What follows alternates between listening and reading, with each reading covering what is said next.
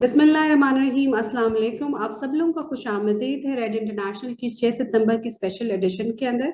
आज हम जिस मौजू पे बात कर रहे हैं वो पाकिस्तान, किसी भी मुल्क की दिफा के लिए उसकी मईशत का क्या रोल होता है, the role of economy in strengthening a countries defence. मेरे साथ आज के दिन 6 सितंबर के दिन 1965 के अंदर पाकिस्तान और भारत की में जंग हुई, और आज के दिन हम अपनी मुसल्लह अफवाज की खिदमत को याद करते हैं, उनको बहुत प्यार और अकीदत से याद करते हैं।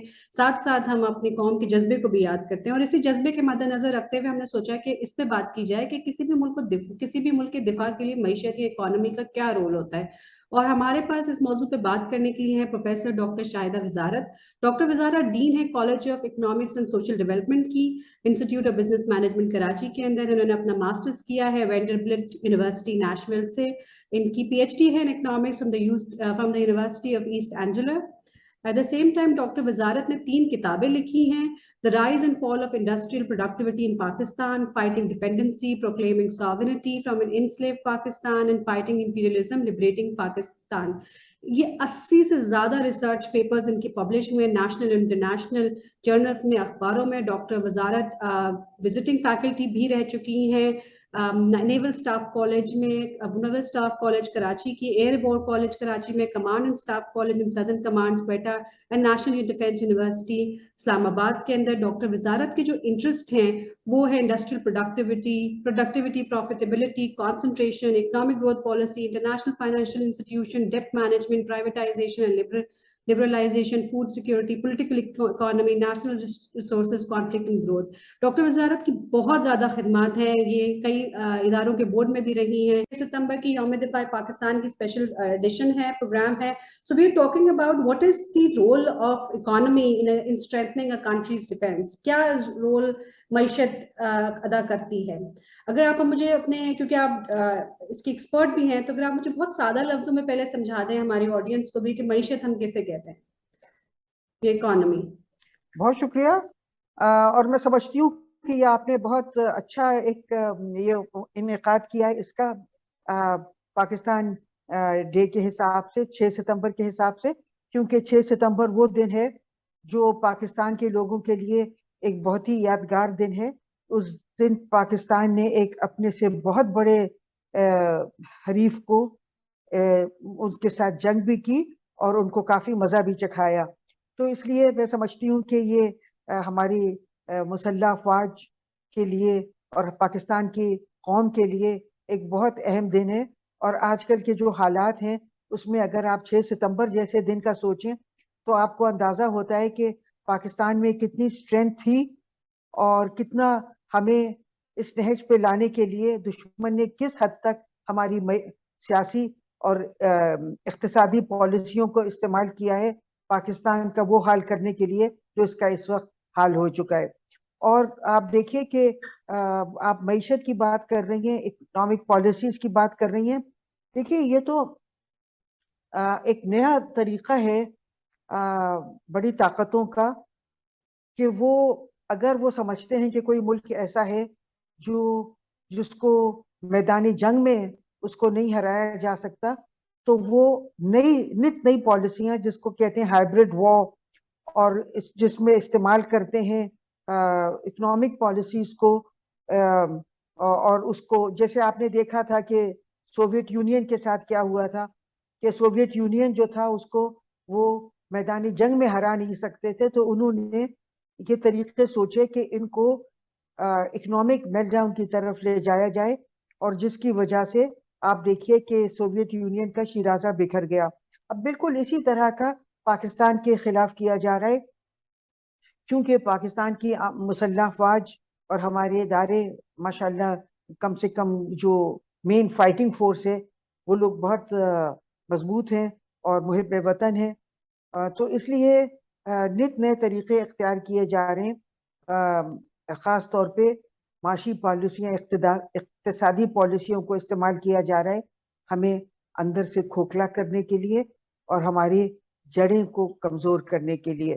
तो इसलिए इक्तिसादी पॉलिसियाँ बहुत अहम है किसी भी मुल्क की बका के लिए और किसी भी मुल्क को उसका दिफा को मजबूत बनाने के लिए, क्योंकि अगर आपके पास पैसा ही नहीं होगा तो आप कहाँ से अपने दिफा का इंतजाम भी करेंगे, और दिफा कैसे करेंगे अगर आपके पास सरमाया ही नहीं होगा, और अगर आपके पास यानी कि वो जरूरी वो जो दिफा के हमारे वो हैं उनको बनाने के लिए या खरीदने के लिए अगर सरमाया नहीं होगा, तो जाहिर है आपके इस लिहाज से आपकी इक्तिसादी पॉलिसियां बहुत अहमियत रखती हैं। जी जी डॉक्टर वज़ीरत, आपने बहुत खूबसूरत बात की कि हमें जो है इकोनॉमिक एक तरह से मार्शल कह लें इकोनॉमिक मार्शल लॉ लगाया हुआ है कि हमारी इस तरह से पॉलिसीज खराब की जा रही है, हमें इस तरह से मेल्ट डाउन हमारा किया जा रहा है क्योंकि हम उन फील्ड्स के ऊपर अपने अपने बॉर्डर्स के ऊपर बहुत स्ट्रेंथन है। लेकिन हमारे यहाँ ये बात भी की जाती है कि हमारी मईशत को खराब करने की वजह ये भी है कि हमारे यहाँ जो बजट इस तरह से दिया जाता है, या आई नो आप इस पे बहुत बात कर चुकी हैं, आप अपने स्टूडेंट्स को पढ़ाती भी रही हैं, लेकिन हर एक आम आदमी को के पास इतनी अच्छी असातिज़ा नहीं होते हैं, रसाई नहीं होती है ऐसी इंफॉर्मेशन की। लेकिन आप ये मुझे बताइए कि ये जो हमारे बजट में इतना ज्यादा चंक जाता है डिफेंस का, इज इट जस्टिफाइड? क्योंकि हमें ये कहा जाता है कि क्योंकि डिफेंस के ऊपर इतना बजट इतना जाता है, बजट पे शेयर जाता है, इसलिए आपकी एजुकेशन पे नहीं जाता, इसलिए आपकी दूसरी चीजों डेवलपमेंट पे नहीं जाता। How true is that doctor वज़ारत? देखिए, जहां तक डिफेंस के एक्सपेंडिचर का ताल्लुक है, मैं समझती हूँ इसमें दो इसके वो हैं। एक तो वो है जो हमारे दिफा को मजबूत बनाने के लिए इस्तेमाल होता है। मिसाल के तौर पे हम जो जहाज हवाई जहाज खरीदते हैं या बनाते हैं, या हम टैंक्स या जो भी असला, या हमारे मीन्स ऑफ टेलीकम्युनिकेशन है, जो भी चीजें जो चाहे वो इक्विपमेंट हो, चाहे वो इक्विपमेंट पे ट्रेनिंग हो, उस पे जो खर्चे हैं वो तो बिल्कुल ही लाजिम और मलजूम है, क्योंकि आजकल के जमाने में आप इसको नजरअंदाज नहीं कर सकते। मगर इसका दूसरा कंपोनेंट डिफेंस एक्सपेंडिचर का है मराद देने पे हमारे फौजी को।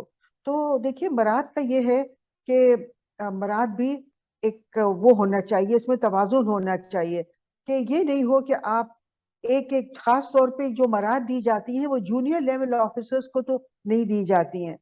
ज्यादातर मराद जो है वो बहुत सीनियर लेवल पे दी जाती हैं, और उस पे बहुत ज्यादा जमीनें और बहुत एग्रीकल्चरल लैंड्स और इस किस्म के, तो उस पे जाहिर है आप देखिए आजकल के जो हालात हैं, तो इस पे मैं समझती हूँ कि हमारे फौजी भी इसमें उनको भी कोई एतराज नहीं होगा कि इसमें जो मराहत हैं इन पे कटौती की जा सकती है, मगर जो हमारे मींस ऑफ यानी कि इक्विपमेंट है डिफेंस के हैं, और उनकी ट्रेनिंग है, और जो चीजें जो हमें वाकई ताकतवर और मजबूत बनाती हैं, उन पे मैं समझती हूँ कटौती की गुंजाइश नहीं है, मगर मराहत पे है गुंजाइश। ठीक हो गया। डॉक्टर वज़ारत, हमारा आपने अभी भी बात की अपने अपने इंट्रोडक्शन में, आपने कहा कि हमारा दुश्मन हमसे कहीं ज्यादा गुना बड़ा है, हमारे जितने भी दुश्मन हैं वो हमसे बहुत बड़े हैं। तो और उसके लिहाज से आपको क्या लगता है कि हम किस तरह से compete कर सकते हैं अपने अपने दुश्मन के साथ, अपने डिफेंस बजट को इंक्रीज करके कर सकते हैं, या क्या और अवामिल हैं, क्या फैक्टर्स हैं जिनको हम शामिल कर सकते हैं कि हम एक मजबूत मुल्क के तौर पे, ऑल राउंडेड कंट्री के तौर पे हम सामने उभरें और अपने दिफा को मजबूत करें?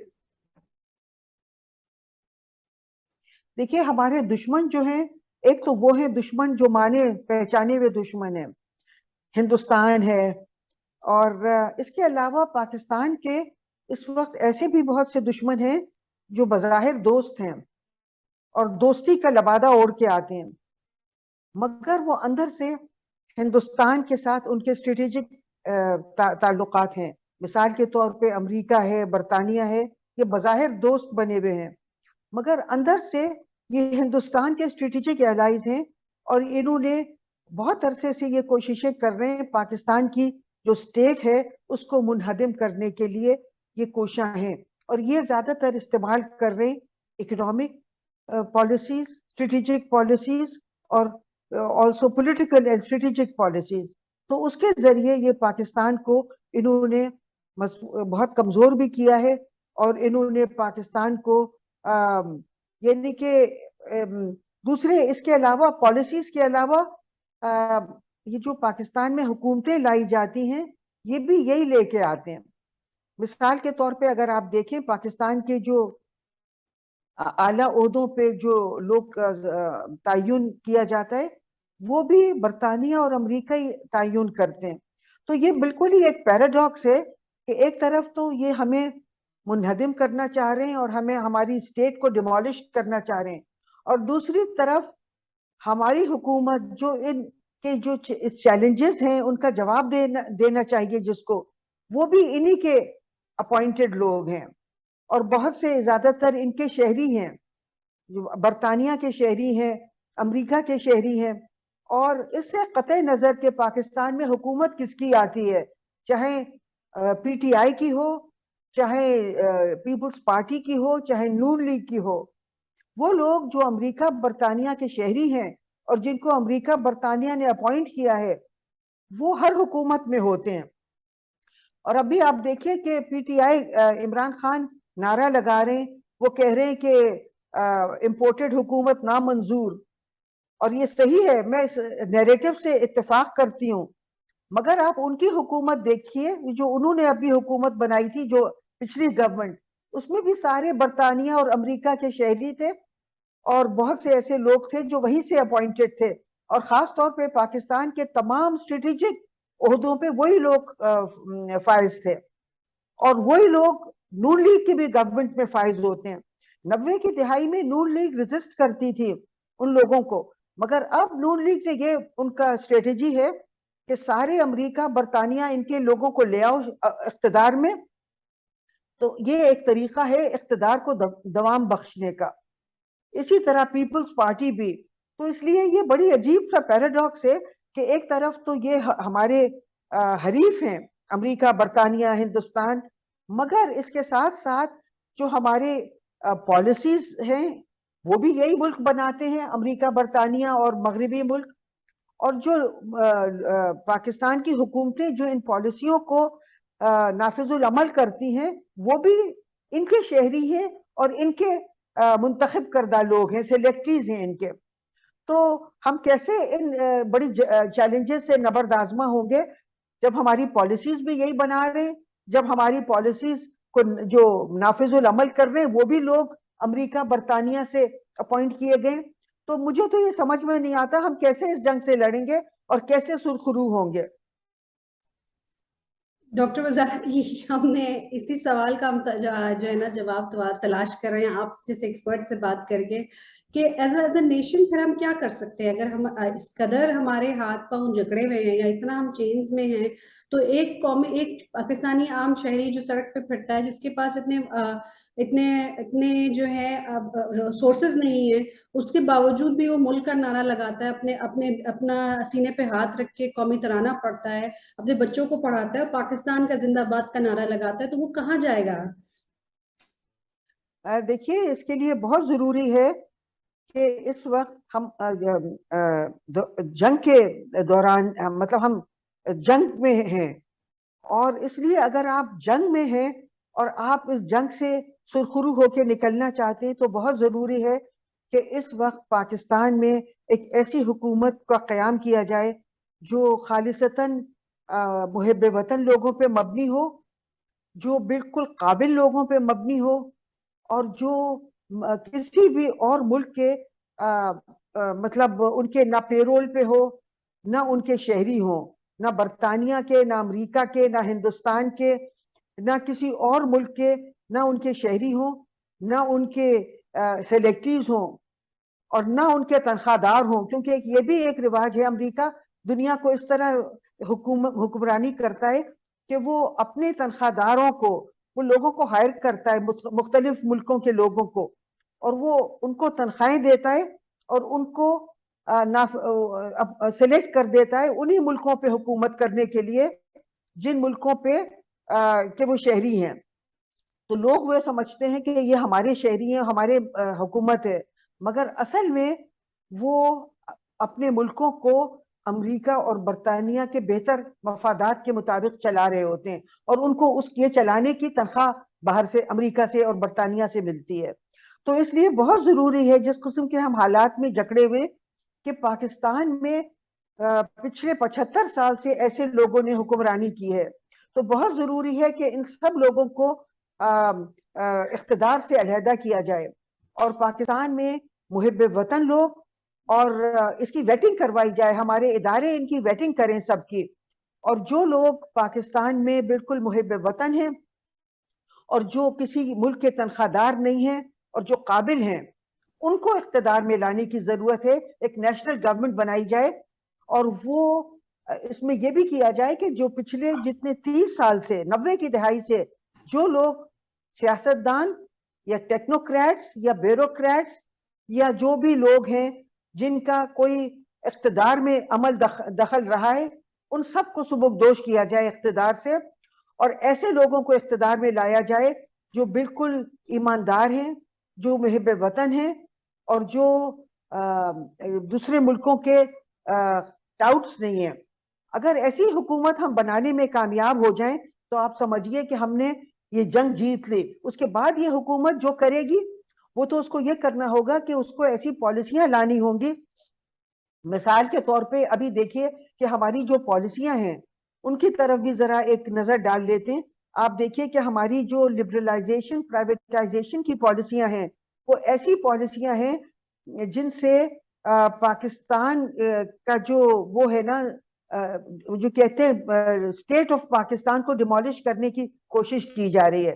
مثال کے طور پہ آپ دیکھیے کہ یہ جو بانڈز ایشو ہو رہے ہیں, ان بانڈز کے کہا جا رہا ہے کہ یہ بہت سے ان کے یہ فائدے ہیں کہ یہ گرین بانڈز ہیں, سکوک بانڈز ہیں, اور ان میں یہ بہتری ہے کہ یہ کم انٹرسٹ ریٹ پہ وہ دے دیں گے. مگر ان میں ایک بہت بڑا مسئلہ یہ ہے کہ کولیٹرل کے لیے انہوں نے ہمارے سارے موٹر ویز کو اور ہمارے سارے ایئرپورٹس کو اور بڑے بڑے ہوٹلز کو گروی رکھ دیا ہے.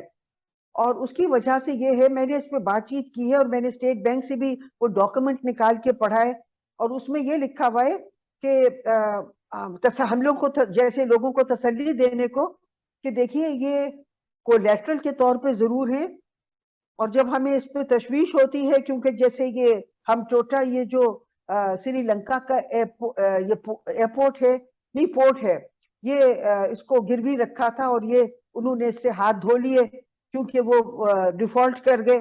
تو ہم سے یہ کہا جاتا ہے کہ اگر ہم ڈیفالٹ کرنے لگیں گے تو یہ جو ہمارے اثاثے ہیں یہ دشمن کے پاس نہیں جائیں گے, ان کے پاس, جو انویسٹر کے پاس, بلکہ ہم ان کو پیسے دے کے ان کو واپس لے لیں گے.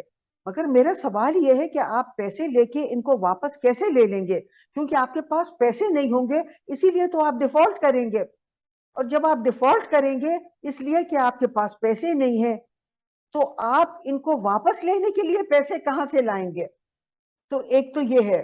تو اس لیے یہ میں سمجھتی ہوں کہ ان کو ہمیں ان پالیسیز کو صحیح کرنا ہوگا, اور یہ جو ہمارے اثاثے ہیں ان کو گروی نہیں رکھنا ہوگا. اس کے علاوہ آپ دیکھیے کہ یہ حکومت بھی, پچھلی بھی, ساری حکومتیں ہمارے جو اسٹریٹجک ایسٹس ہیں, تیل ہے, گیس ہے, اس کو گروی رکھنا, اس کو پرائیویٹائز کرنا چاہ رہے ہیں, اور امریکی خاص طور پہ کمپنیوں کے نام ان کو بیچنا چاہ رہے ہیں. اور آپ دیکھیے کہ امریکہ, برطانیہ, یہ ان کا بہت اسٹریٹجک رول ہے, اور پاکستان بالکل لگتا ہے کہ اس کو اسٹریٹجک اپنے مفادات کا بالکل وہ نہیں ہے. آپ دیکھیے کہ ایک امریکی کمپنی ہے, جوئش کمپنی ہے, فرینکلن ٹیمپلٹن کمپنی, وہ پاکستان کے اسٹریٹجک ایسٹس کو ایکوائر کر رہی ہے خاموشی سے. تو دیکھیے گیس ہے, اور آپ کی یہ جو پیٹرول ہے, اور یہ سب جو ہیں یہ آپ کے اسٹریٹجک نوعیت کے چیزیں ہیں.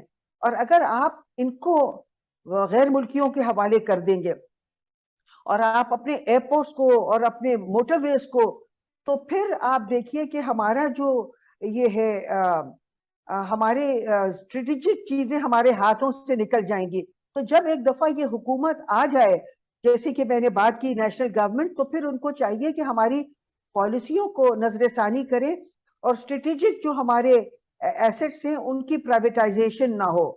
اور اس کے علاوہ جیسے اسٹیٹ بینک ہے, اسٹیٹ بینک کو گروی رکھ دیا گیا ہے پچھلی حکومت نے, عمران خان کی حکومت نے, جو بہت بڑے بڑے لیکچرز دے رہے ہیں امریکہ کے خلاف. انہوں نے امریکہ کو, آئی ایم ایف کو اسٹیٹ بینک کے حوالے کر, اسٹیٹ بینک کو امریکہ کے آئی ایم ایف کے حوالے کر دیا.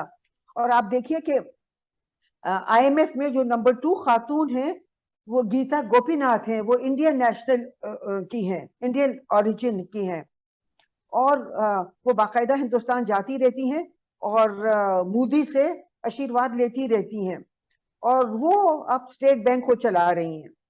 اور آپ دیکھیں کہ امریکہ اور وہ مل کے ان دونوں کے اسٹریٹجک مفادات ہیں پاکستان کے خلاف، اور پاکستان کے فائنینشیل سیکٹر کو یہ ایکوائر کر رہے ہیں. تو یہ ایک بہت پریشان کن خبر ہے میرے لیے اور جو بھی محب وطن لوگ ہیں. اور پھر آپ دیکھیے کہ جو پولیٹیکل پالیسیز ہیں، مثال کے طور پہ دیکھیے کہ پاکستان نے ابھی تک افغانستان کو افغان طالبان کی حکومت کو تسلیم نہیں کیا ہے، اور اسی طرح پاکستان کے روس اور چین سے بڑھتے ہوئے تعلقات کو بھی روکا جا رہا ہے. اور اس طرح آپ دیکھیے کہ پاکستان جو خطے کے چھوٹے چھوٹے ملک جو پاکستان جیسے سعودی عرب ہے، یونائٹڈ عرب ایمریٹس ہے، جو پاکستان سے اتنے متاثر تھے، ہم نے ان کے ادارے بنا کے دیے، ہم نے ان کو دفاع کی، ان کی آرمڈ فورسز کو ٹریننگ دی. آج وہ بھی بالکل پاکستان ان کے بھی ماتحت چلا گیا ہے. تو پاکستان کو اس غلامی سے نکلنا ہے، اور اگر پاکستان اس غلامی سے نکل سکا تو پاکستان جو ہے وہ اپنے آپ کو سروائیو کر سکے گا. صرف یہی طریقہ ہے سروائیو کرنے کا کہ ہم پاکستان ایک آزاد خود مختار ملک بن جائے، اور پاکستان میں ایک ایسی حکومت لائی جائے جو باہر سے سلیکٹڈ نہ ہو، نہ باہر کے تنخواہ دار ہوں، اور وہ پھر ایسی پالیسیز بنائیں جو ہماری پالیسیز ایسی ہیں جو ہماری خود مختاری کو وہ کر رہی ہیں، ان کو تبدیل کیا جائے. پھر آپ دیکھیے کہ کشمیر پہ جو پالیسی رہی ہے گورنمنٹ کی، پچھلی گورنمنٹ کی بھی اور موجودہ حکومت کی بھی، کہ ہم نے ہندوستان کی بالادستی مان لی ہے، اور ہندوستان نے کشمیر کو جو یک طرفہ طور پہ ضم کر لیا ہے ہندوستان کی اسٹیٹ میں. پاکستان کی پچھلی حکومت عمران خان کی اور موجودہ حکومت، وہ سب اس میں برابر کے شریک ہیں، اور اسی لیے وہ آج کل کوشش کر رہے ہیں کہ آزاد کشمیر کو بھی پاکستان میں ضم کیا جائے، تاکہ ہندوستان کا جو مقبوضہ کشمیر کا ضم کرنا ہے اس کو جسٹیفائی کیا جائے. تو میں سمجھتی ہوں کہ یہ اسٹریٹجک پالیسیز بھی جو ہیں یہ بھی ایسی ہیں کہ انہوں نے پاکستان کو آئسولیٹ کیا ہے. اور آپ دیکھیے کہ کیا ہوتا ہے، امریکہ، برطانیہ اور جو مغربی ملک ہیں ان کا یہ ایک طریقہ ہے کہ وہ پہلے کسی ملک کو آئسولیٹ کرتے، تنہا کرتے ہیں، اور اس کے بعد اس کے خلاف ملٹری ایکشن لیا جاتا ہے. آپ یہ دیکھیے کہ ہمیں تنہا کر دیا گیا ہے. ہمارے چین سے وہ روابط آج نہیں ہے جو ہمارے ہوتے تھے. ہم کوشش کر رہے تھے روس سے تعلقات بڑھانے کی، مگر اس پہ بھی قدغن لگا دی گئی ہے. اور ہندوستان کے ماتحت ہمیں کر دیا گیا ہے، اور یونائٹڈ عرب ایمریٹس اور سعودی عرب بھی ہمارے حاکم بن گئے، اور امریکہ اور برطانیہ تو پچھلے 75 سال سے ہم پر حکمرانی کر رہے ہیں. تو یہ صورتحال ہے. جب وہ ایسی صورتحال ہوتی ہے اور کوئی ملک تنہا ہوتا ہے تو اس کے خلاف پھر ملٹری ایکشن بھی ہوتا ہے. ہم نے افغانستان میں بھی یہی دیکھا، عراق میں بھی، لیبیا میں اور سیریا میں، ہر جگہ یہی دیکھا کہ پہلے یہ لوگ ملک کو تنہا کرتے اور پھر اس ملک کے خلاف آپریشن شروع ہوتا ہے. تو میں یہ کہنا چاہتی ہوں کہ اگر ہمیں پاکستان کو بچانا ہے تو ہمیں بہت اچھا ٹائم ہے کہ 6 ستمبر از اے گڈ ٹائم کہ ہم پاکستان کو بچانے کے لیے ایک بہت اچھا دن ہے، اور ہم پاکستان کو یہ جو غلامی ہے اس سے نجات دیں. اور ایسے لوگوں کی میں سمجھتی ہوں، ایسے لیڈرز کی بھی اس میں یقین نہیں کرتی ہوں جو مثال کے طور پہ عمران خان جو کہتے ہیں کہ پاکستان کو وہ آزادی دلائیں گے، مگر جن کی اگر آپ پالیسیز دیکھیں، جن کے ایکشنز دیکھیں، تو وہ بالکل پاکستان کو مزید غلام بنانے پہ پچھلے 3.5 سال میں بھی انہوں نے یہی کیا. صرف نعرہ لگانے سے پاکستان زندہ باد اور پاکستان کو غلامی سے نجات دینے کا نعرہ لگانا کافی نہیں ہے. ہمیں ایکشن سے، پالیسیز سے پاکستان کو آزاد اور خود مختار بنانا ہوگا. اگر آپ ہمارے ویورز کو اکنامک لٹریسی کے اوپر اگر آپ تھوڑا بات کریں کہ ان کو سمجھ میں آئے کہ معیشت کیا ہوتی ہے، اس میں پالیسیز میں کیا بننے میں کیا فیکٹرز جو ہے درکار ہوتے ہیں، یا کیا what are the factors which contributes to an economic policy, اگر اس پہ تھوڑی سی بات کر دیں تاکہ تھوڑا سمپل الفاظ میں کلیئرٹی آ جائے لوگوں کو کہ اکنامک پالیسی کی ضرورت کیوں اتنی پیش آتی ہے. دیکھیے، اکنامک پالیسی کی ضرورت اس لیے پیش آتی ہے کہ آپ کے ملک میں वसाइल हैं, आप उन वसाइल को किस तरह से इस्तेमाल करेंगे। आपके मुल्क में मैन पावर है, फिर आपकी सनतें हैं, आपकी जो पॉलिसीज होंगी उन सनतों के बारे में उनसे वो सनतें फले फूलेंगी या उनका ये हाल होगा जो हमने अपनी सनतों का कर दिया है। रोजाना सनतें बंद हो रही हैं क्योंकि हम अपनी पॉलिसियां खुद नहीं बना रहे हैं, हमारी पॉलिसियां IMF बना रही है। और IMF वो पॉलिसियां बना रही है, IMF और वो जो वर्ल्ड बैंक है, ये ऐसे इदारे हैं जिनकी वोटिंग शेयर्स जो हैं वो वेस्टर्न मुल्क जो हैं और अमेरिका, बरतानिया, यूरोप, ये मेजॉरिटी वोटिंग शेयर्स इनके हैं। तो इसलिए ये पॉलिसीज जो बनाते हैं तो वो ऐसी होती हैं जो मगरबी मुल्कों के बेहतर मफाद में होती हैं। इसलिए बहुत जरूरी है कि हम IMF के पास ना जाएं, और हम अगर IMF के पास ना जाएं तो हम आजाद और खुद मुख्तार होंगे, तो हम अपनी पॉलिसियां ऐसी बनाएंगे जो हमारी पाकिस्तान के बेहतर मफाद के लिए होंगी।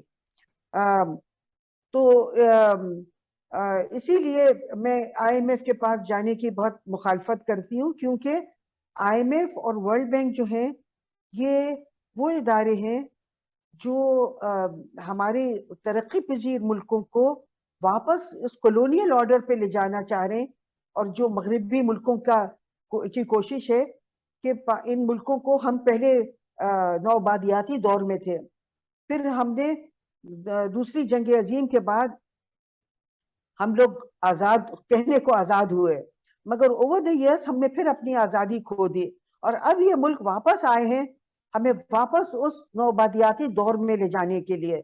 और वो IMF और वर्ल्ड बैंक को इस्तेमाल कर रहे हैं हमें, हमारा इतना बुरा हाल करने के लिए कि आप देखिए कि बरतानिया को देखिए, बरतानिया यूरोपियन यूनियन का हिस्सा था, मगर दुनिया को बड़ी हैरत हो रही थी कि बरतानिया क्यों निकल गया यूरोपियन यूनियन से, और उसकी वजह यह थी कि वो वापस कॉमनवेल्थ में आना चाह रहे आ गया है। मतलब वो तो था कॉमनवेल्थ में, मगर वो कॉमनवेल्थ मुल्कों में अपना रोल ज्यादा बढ़ाना चाह रहा है, क्योंकि उसको पता है कि आप देखिए कि ये ममालिक हैं यूरोपियन यूनियन के, यहाँ लिटरेसी है, लोग पढ़े लिखे हैं, लोग अपने हुकूक के बारे में उनको पता है, उनके लीडर्स भी हैं।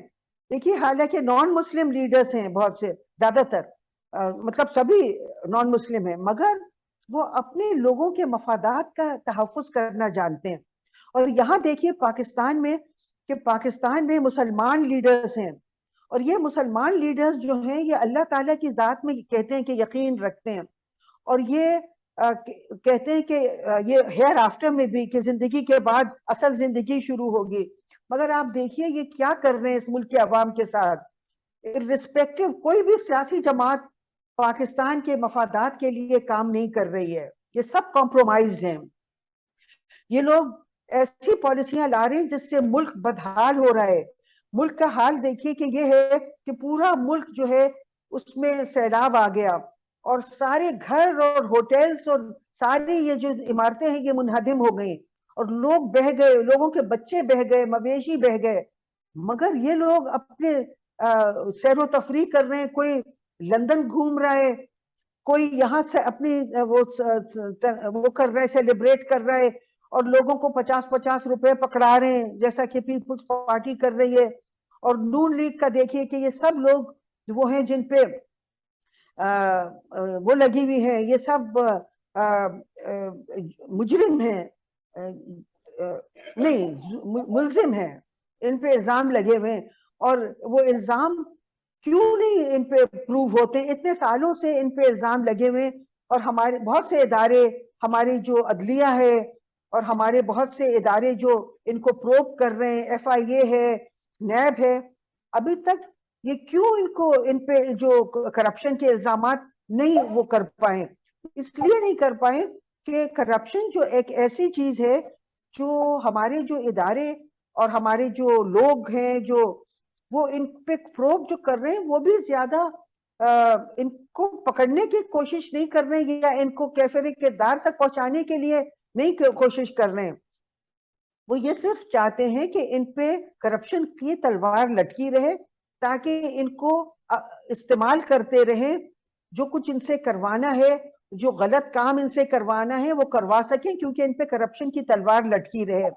کوئی وجہ نہیں ہے کہ اگر کرپشن کے جو الزامات ہیں ان کے بارے میں اگر ہم لوگ سیریس ہوتے, تب سنجیدہ ہوتے, تو ان کو اب تک جیل بھیج چکے ہوتے. اور آپ دیکھیے کہ جو لوگ بھی کرپشن کا نعرہ لگا رہے ہیں وہ خود بھی کرپٹ ہیں.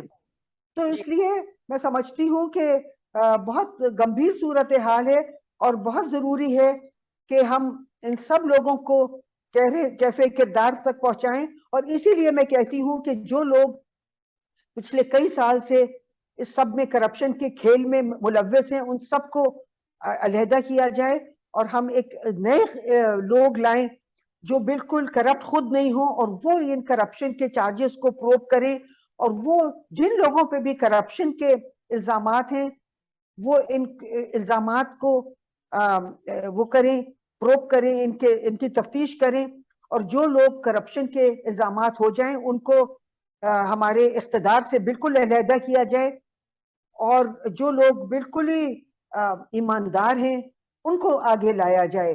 جو لوگ دوسرے ملکوں کے, ہمارے ایجنسیز کے پاس تو وہ ہوں گے ثبوت کہ کون کون پاکستانی ہیں جو باہر ملکوں کے لیے کام کر رہے ہیں, ان سے ان کی انپٹ لیا جائے اور وہ بتائیں کہ کون کون سے بیوروکریٹ, سیاستدان یا جو بھی لوگ بڑے عہدوں پہ فائز ہیں وہ کون کون کمپرومائزڈ ہیں, ان سب کو اقتدار سے علیحدہ کیا جائے. میں سمجھتی ہوں تبھی یہی طریقہ ہے پاکستان کو بچانے کا. شکریہ ڈاکٹر وزارت. ہماری قوم کا جس قوم میں جو صورتحال سے ہم گزر رہے ہیں, what should be our nation's economic mindset؟ جی, اکنامک مائنڈ سیٹ تو یہی ہونا چاہیے کہ خود مختار ملک بنائیں ہم پاکستان کو.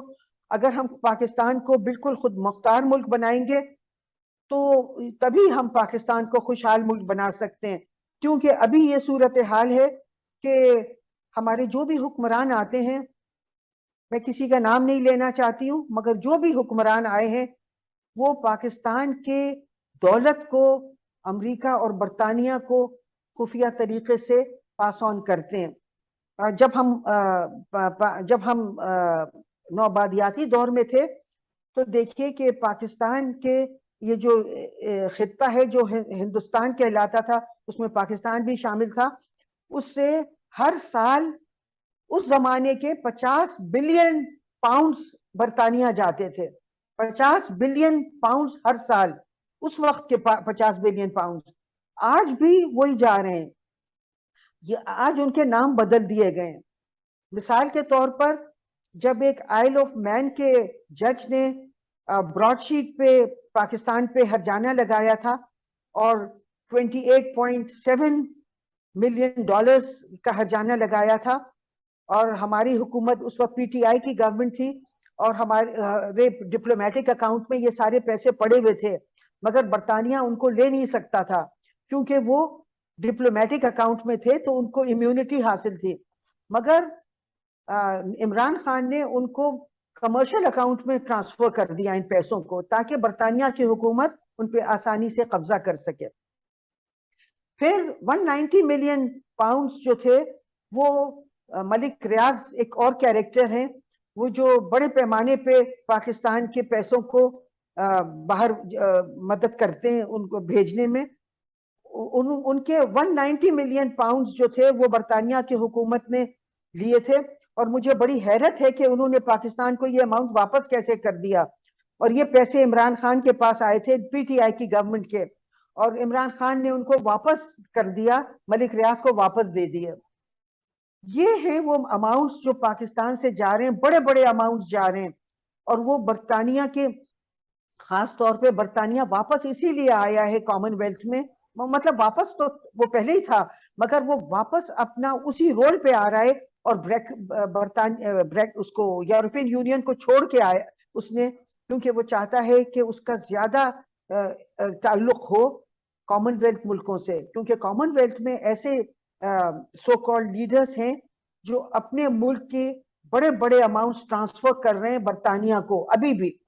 مثال کے طور پر جب مغابی کو ان لوگوں نے برطانیہ نے حکومت سے ہٹا دیا تو मुगाबी जो थे वो अपने मुल्क के मफादात के लिए काम करते थे, मगर मुगाबी को बरतानिया ने हटवा दिया और जो नए लीडर आए थे उन्होंने, जब वो बोरिस जॉनसन से मिले तो बोरिस जॉनसन उस वक्त बहुत बरतानिया में ये था कि ब्रेक्सिट को छोड़ने की वजह से बरतानिया के बहुत नुकसान हो रहे हैं, तो उन्होंने बोरिस जॉनसन को यकीन दहानी कराई कि जो आपका नुकसान हो रहा है बरतानिया का ब्रेक्सिट की वजह से, वो आप यहाँ से पूरा कर लीजिए, जिम्बाब्वे से।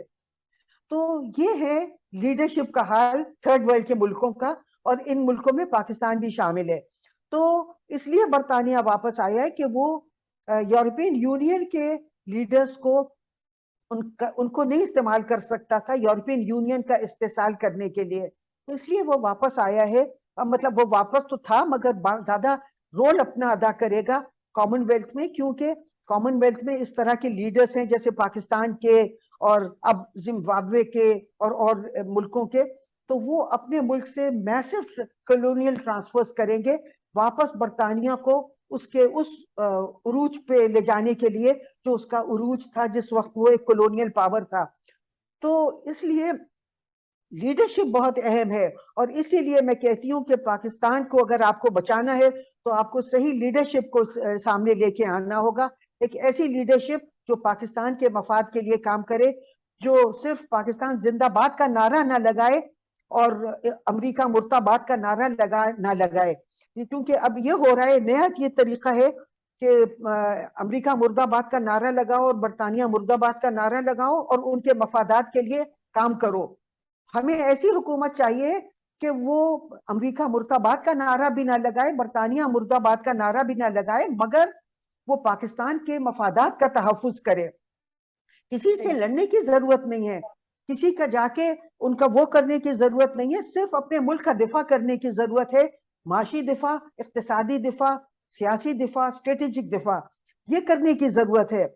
हमें जरूरत नहीं है किसी मुल्क से लड़ने की, सिर्फ खामोशी से हमें अपने मुल्क का दिफा करने की जरूरत है, और हमें अपने रीजनल मुल्कों से, चाइना से, रूस से और हमारे अफगानिस्तान से और इंशाल्लाह जम्मू कश्मीर के साथ अपने रवाबित उनको हिंदुस्तान से आजादी दिला के उनको, और ये जो खित्ते के मुल्क हैं तो ईरान है, तुर्की है, इन सब से, मलेशिया, इंडोनेशिया, इन सब से अपने रवाबित बढ़ाने हैं। किसी को मुर्दाबाद जिंदाबाद नहीं कहना है, सिर्फ पाकिस्तान के सिर्फ नारा नहीं लगाना है पाकिस्तान जिंदाबाद, पाकिस्तान के वाकई मफादात को लेके चलना है, बगैर किसी मुल्क से लड़े, बगैर किसी मुल्क का वो किए हुए मतलब बगैर उनसे लड़े हुए हमें सिर्फ अपना दिफा करना है और सारे मुल्क जो रीजनल मुल्क हैं उनसे अपने ताल्लुकात बढ़ाना है। जी, Dr. Wizard, very quickly, I would like your comment on two questions.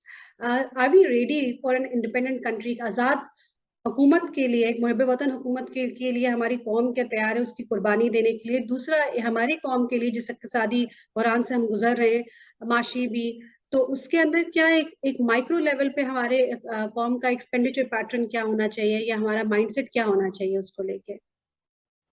ये दूसरा सवाल फिर मैं आपसे पूछूंगी, अभी मैं तो पहले पे सोच रही थी क्योंकि आपने बहुत से सवाल पूछ लिए। तो जो पहला सवाल है आपका, देखिए हमें कुर्बानियां इतनी नहीं देनी होंगी, अगर हम आजाद खुद मुख्तार हो जाएं तो हमारे जो वसाइल हैं, बहुत है वसाइल, हम अपने वसाइल से खुद मुस्तफीद हो सकेंगे। मिसाल के तौर पे अगर अभी आप देखिए कि हमारे जो बलूचिस्तान में वसाइल हैं, कुदरती वसाइल बहुत हैं, KPK में बहुत हैं, आज़ाद जम्मू कश्मीर में, तो ये जो वसाइल हैं ये पाकिस्तान को बहुत खुशहाल बना सकते हैं। अभी मौजूदा सूरत हाल ये है कि हमारे जो दोस्त मुल्क हैं वो भी और जो हमारे दुश्मन हैं वो भी, वो हमारे वसाइल को खोद खोद के ले जा रहे हैं रॉ फॉर्म में, कुदरती, जैसे यूं ही मिसाल के तौर पे सोना खोद खोद के ले जा रहे हैं, कॉपर खोद खोद के ले जा रहे हैं। और मैं इस एरिया में काम करती हूँ, देखिए जो मुल्क इजाजत दे देते हैं और मुल्कों के वो उनके वसाइल को वो लीजिंग कर देते हैं कि ये लैंड को लीज कर दिया और आप सब कुछ यहाँ से खोद के ले जाएं, ऐसे ममालिक जो हैं उनके यहाँ रिसोर्स कर्स होता है, यानी कि जो कुदरती वसाइल है ये बदबख्ती लेके आते हैं। مگر جن ملکوں نے ان وسائل کو یوں قدرتی فارم میں کھود کے ایکسپورٹ کرنے پہ پابندی لگا دی ہے، جو ان وسائل کو ان کی صنعتیں تیار کرتے ہیں، جیسے سونا ہے تو آپ نے سونے کی ریلیٹڈ صنعتیں بنا دیں، کاپر ہے تو آپ نے کاپر کی صنعتیں بنا دیں، تو وہ ان ملکوں میں یہ وسائل جو ہیں یہ بلیسنگ لے کے آتے ہیں. ان کو کہتے ہیں کہ I mean they are a blessing for these countries، یہ خوش بختی لے کے آتے ہیں. تو اس لیے ضرورت یہ نہیں ہے کہ اگر ہم آزاد خود مختار ہو جائیں گے تو ہمیں بڑی کوئی مسائل کا سامنا ہوگا. ہم جو ہیں ہم بہت اپنے ملک کے لوگوں کے لیے ان وسائل کو استعمال کریں گے. ابھی آپ دیکھیں کیا ہو رہا ہے کہ ہمارے وسائل یہ سب ملک لے کے جا رہے ہیں، اور ابھی جاتے جاتے عمران خان نے ایک پھر وہ کر دیا بیری گولڈ کے ساتھ، پھر معاہدہ وہ کر دیا ریکوڈک کا. اور آپ دیکھیے کہ مجھے یہ پتا چلا ہے باخبر ذرائع سے کہ بیری گولڈ جو ہے وہ یہ سونا کھود کھود کے لے جائے گا اور برطانیہ کو پہنچائے گا، اور برطانیہ اپنے آپ کو پھر پراپ اپ کر رہا ہے ایک کلونیل پاور کے طور پہ. اور ہمارے جو یہ سونا ہے یہ جو برطانیہ جائے گا، یہ برطانیہ اس کو اپنے ریزروز میں شامل کرے گا، اور برطانیہ دوبارہ ایک بہت خوشحال ملک بننا جا رہا ہے ہمارے وسائل کے بلبوتے پہ. اور وہاں کیا کر رہا ہے برطانیہ، یہ جو استحصال ہو رہا ہے بلوچستان میں، اس سے وہاں کے لوگوں میں ایک سینس آف ایکسکلوژن ہو رہی ہے، محرومی کا احساس ہو رہا ہے. اور وہ محرومی جو ہے وہ اس کو پاکستان کو مورد الزام ٹھہرا رہے ہیں، جبکہ پاکستان کو کوئی فائدہ ہی نہیں ہو رہا ہے بلوچستان کے سونے سے. سارا فائدہ ہو رہا ہے برطانیہ کا. مگر برطانیہ جو ہے وہ تمام ایسے سیپریٹسٹ کو، جو تمام ایسے بلوچوں کو وہ پناہ دے رہی ہے جو پاکستان کے خلاف کام کر رہے ہیں، اور وہ کہہ رہے ہیں کہ پاکستان کو خدا نخواستہ ڈس ممبر کرنے کی. اور برطانیہ نے ان کو ایسے اور بھی الطاف حسین کو بھی اور ایسے سارے ڈیسیڈنٹس کو برطانیہ میں رکھا ہوا ہے. وہ وہاں سے پاکستان کے اس کے خلاف آوازیں بلند کر رہے ہیں.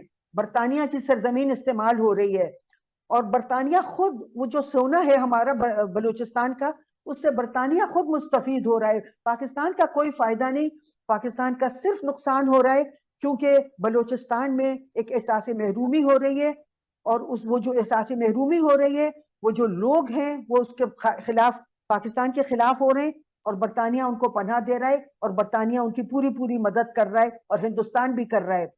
تو میں یہ کہہ رہی ہوں کہ نقصان ہمارا ہے، فائدہ برطانیہ کا ہے، اور ہم اس سے کوئی فائدہ نہیں اٹھا پا رہے ہیں. تو ہمیں اپنے ان قدرتی وسائل کو اس طرح استعمال کرنا ہے کہ اس سے بلوچستان کے لوگوں کا فائدہ ہو.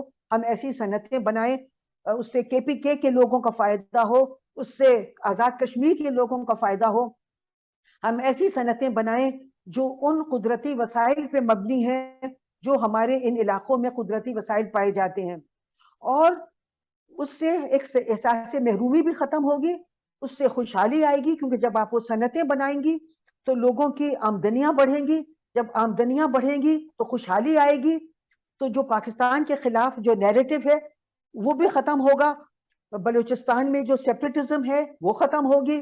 جو اور علاقوں میں پاکستان کے خلاف وہ ہو رہے ہیں وہ ختم ہوگا.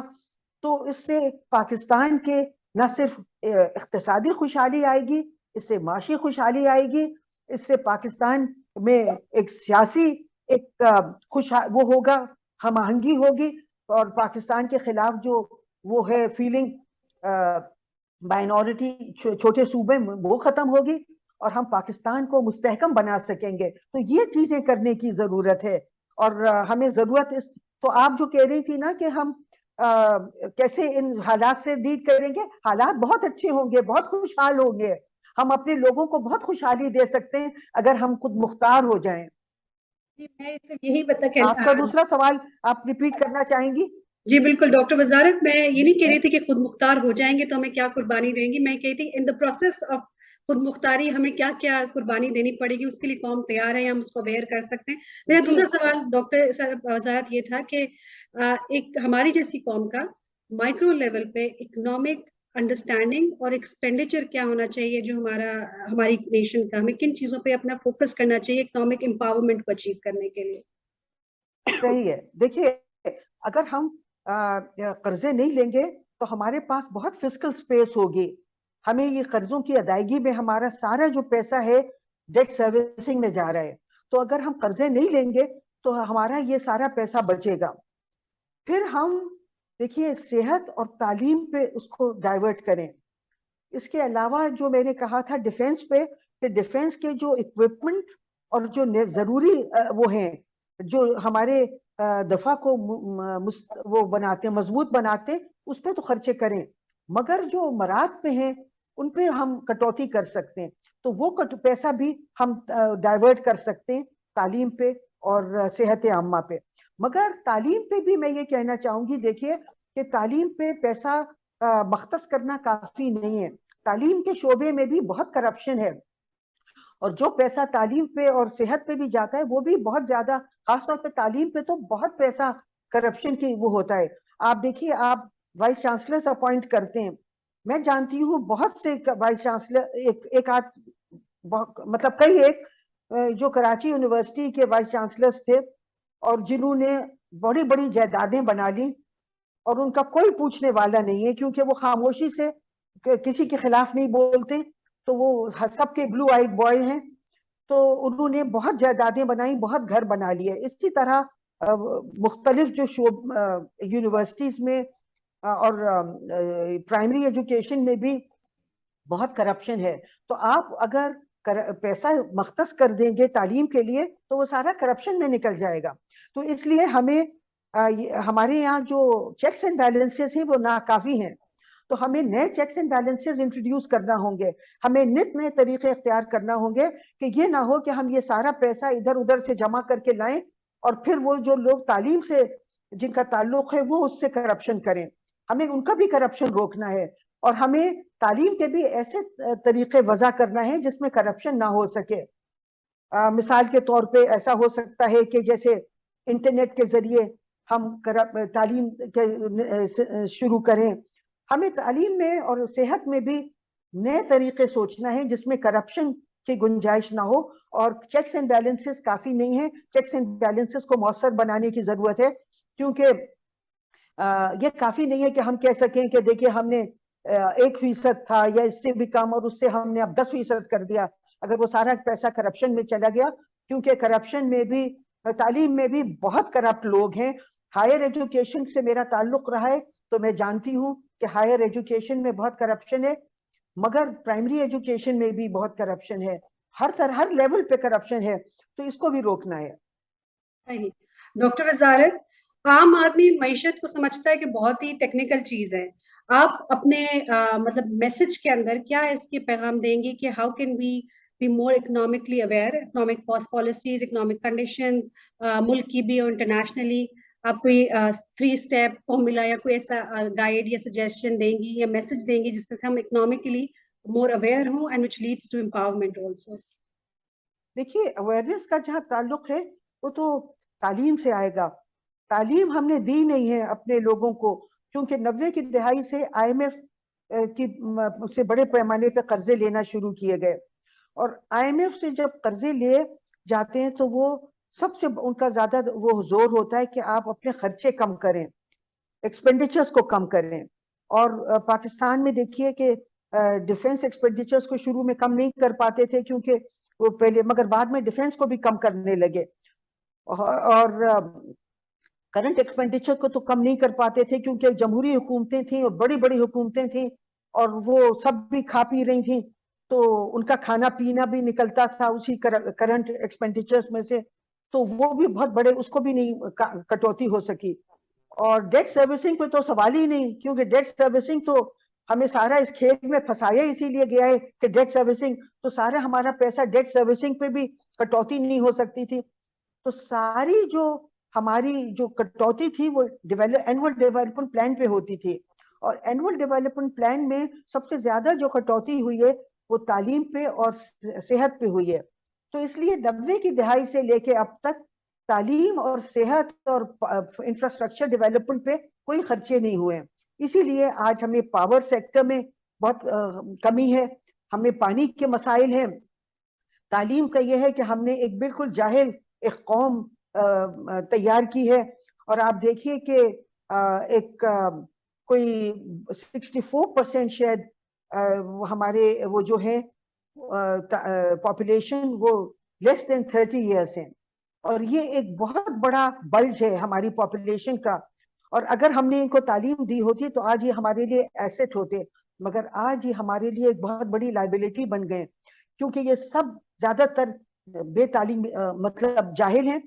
اور آپ دیکھیے جہالت سے ان کو آپ کیسے اکنامکس کے وہ دیں گے, کہ ان کو اکنامکس کے درس دیں گے, اور ان کو ایک بالکل ایک جنگلی قوم بنائیے. اسی لیے دیکھیے اتنے کرائمز ہو رہے ہیں اس ملک میں خواتین کے خلاف, بچوں کے خلاف, کیونکہ ایک یہ بالکل ہم نے ایک جنگلی پال لیے ہیں, اور ان کو نہ مذہب کی تعلیم ہے, ان کو نہ عام تعلیم ہے, اور یہ بالکل اب ان کا کیا ہوگا, ہم ان سے کیا کریں گے. اب دیکھیے ہونے کیا جا رہا ہے, دنیا جو ہے وہ نیا ورلڈ آرڈر آ رہا ہے.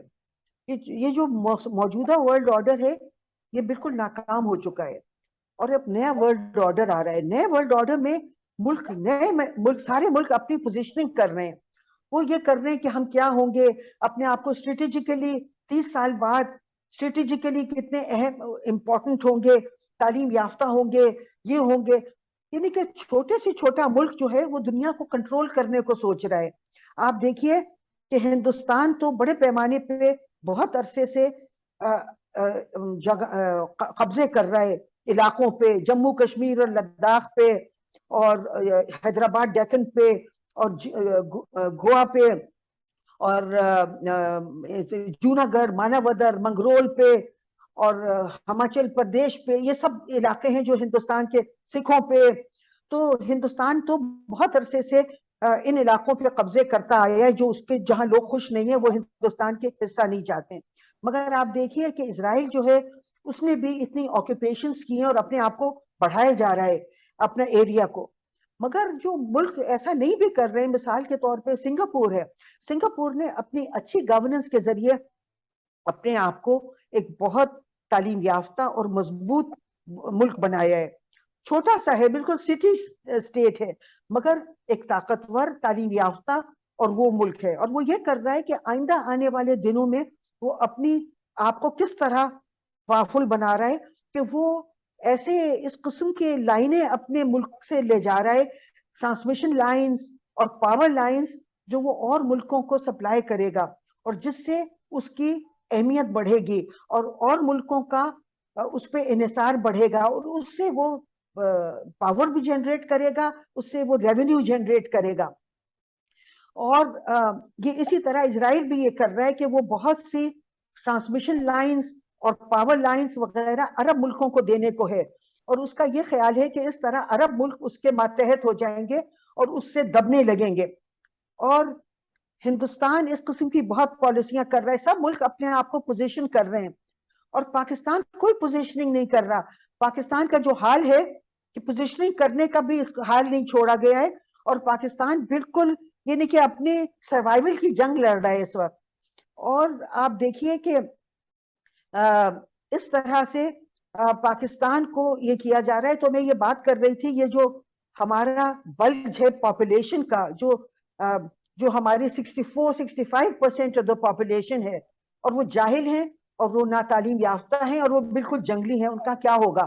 ان کا ہوگا یہ کہ یہ جو ملک ہیں جو اپنے آپ کو چھوٹے چھوٹے ملک, یونائٹڈ عرب ایمریٹس ہے بالکل چھوٹا سا ہے, مگر اپنی اور سعودی عرب, نہ ان کے پاس پاور ہے, ملٹری پاور نہ کچھ, وہ پاکستان کے بلبوتے پہ اپنی ملٹری اسٹرینتھ بڑھا رہے ہیں. حالانکہ وہ ہندوستان کے اسٹریٹجک الائے ہیں, مگر وہ پاکستان کے بلبوتے پہ اپنی ملٹری مسل کو فلیکس کر رہے ہیں. اور وہ یہ کریں گے کہ یہ پاکستان کے جو یہ پاپولیشن ہے ان کو استعمال کریں گے بھیڑ بکریوں کی طرح, اور ان کو ایک جیسے ملٹری میں فوڈر کے طور پہ استعمال کریں گے. ان کو لے جائیں گے اور تھوڑے تھوڑے پیسے دے کے ان کو لڑوائیں گے اور ان کو مروا کے اپنی اسٹرینتھ بنائیں گے اور اپنے ملکوں کو پاورفل بنائیں گے, اور پاکستان کے ان لوگوں کو لے جا کے ان کو صرف مرنے کٹنے کے لیے استعمال کریں گے. اور پاکستان بیچارہ ہمارے یہ لوگ ہیں, ہم ان کو استعمال نہیں کر پائیں گے کسی اپنے کام میں, کیونکہ ہمارا حشر یہ کیا ہوا ہے ان لوگوں نے. اور یونائٹڈ عرب ایمریٹس ہے, سعودی عرب ہے, یہ چھوٹے چھوٹے ملک اپنے آپ کو انہوں نے اس قابل کر لیا ہے, ابھی اپنی ملٹری مائٹ اور اپنی مسلز کو فلیکس کرنے جا رہے ہیں, اور یہ ہماری اس مین پاور کو استعمال کریں گے اپنی جنگوں میں. اور پاکستان بیچارے کو اس قابل ہی نہیں چھوڑا گیا ہے کہ ہم اپنے ملک کے ریسورسز کو, اپنے فائنینسز ہمارے ہندوستان اور امریکہ کنٹرول کر رہے ہیں. ہماری یہ جو مین پاور ہے یہ ہمارے مطلب ہم ان کو بس جنگوں میں استعمال کر سکتے ہیں, اور ہم کسی جنگ میں لڑنے بھی نہیں جا رہے کیونکہ ہم اس قابل ہی ہمیں نہیں چھوڑا جا رہا ہے. تو پاکستان کے جو ایلیمنٹس آف پاور ہیں ان کو اور غیر ملک استعمال کر کے اپنے آپ کو اسٹرینتھن کریں گے, اور ہمارا یہ حال ہے کہ ہم اپنی سروائیول کی جنگ لڑ رہے ہیں. جی ڈاکٹر وزارت, your message on defence day. Message day on defence, دیکھیے میں یہ ڈیفینس پہ یہ کہوں گی کہ ہمارے ملک کے لوگوں کی بہت توقعات ہیں پاکستان کے فوج سے میرا مطلب ہے لیڈرشپ سے, مطلب اتنا نہیں ہے. پاکستان کی فوج کے junior and mid career officer سے ہے میرا زیادہ مراد. لیڈرشپ سے بھی ہے, مگر میں سمجھتی ہوں کہ جو پاکستان کی افواج ہیں, میں یہ سمجھتی ہوں کہ ان کو میں یہ میسج دینا چاہوں گی کہ قوم کی نگاہیں آپ سب پہ لگی ہوئی ہیں.